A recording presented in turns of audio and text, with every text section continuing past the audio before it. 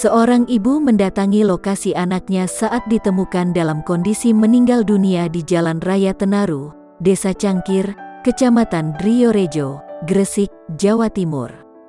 Ibu bernama Sumartin tak percaya anaknya meninggal karena kecelakaan lalu lintas seperti disampaikan polisi pada keluarganya. Dengan membawa foto sang anak semasa hidup, Sumartin meminta polisi menyelidiki penyebab kematian anaknya. Di atas jalan aspal bekas jenazah anaknya ditemukan tergeletak tak bernyawa. Sumartin tak kuasa menahan tangis. Dengan membawa foto SF semasa hidup dan kertas bertuliskan permohonan agar penyebab kematian buah hatinya terungkap, Sumartin mendatangi lokasi kejadian anaknya meninggal bersama sang suami. Bekas cat semprot putih di bahu jalan itu merupakan tanda ditemukannya SF, putra kedua Sumartin yang tewas dengan luka di kepala pada Minggu, tanggal 12 September tahun 2021 lalu.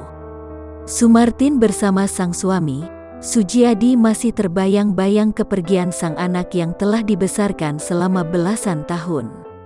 Keduanya mendatangi lokasi kejadian dan menaburkan bunga di atas aspal.